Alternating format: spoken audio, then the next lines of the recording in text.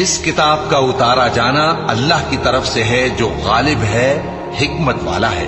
اے پیغمبر، ہم نے یہ کتاب تمہاری طرف سچائی کے ساتھ نازل کی ہے، تو اللہ کی عبادت کرو، یعنی اس کی عبادت کو شرک سے خالص کر کے۔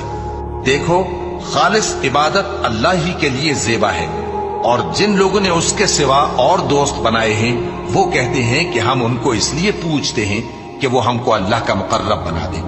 تو جن باتوں میں یہ اختلاف کرتے ہیں اللہ ان میں ان کا فیصلہ کر دے گا۔ بے شک اللہ اس شخص کو جو جھوٹا ناشکرا ہے ہدایت نہیں دیتا۔ اگر اللہ کسی کو اپنا بیٹا بنانا چاہتا تو اپنی مخلوق میں سے جس کو چاہتا منتخب کر لیتا۔ وہ پاک ہے، وہی ہے اللہ جو اکیلا ہے، بڑا زبردست ہے۔ اسی نے آسمانوں اور زمین کو تدبیر کے ساتھ پیدا کیا ہے، اور وہی رات کو دن پر لپیٹتا اور دن کو رات پر لپیٹتا ہے، اور اسی نے سورج اور چاند کو کام میں لگا رکھا ہے، سب ایک وقت مقرر تک چلتے رہیں گے۔ دیکھو، وہی غالب ہے، بخشنے والا ہے۔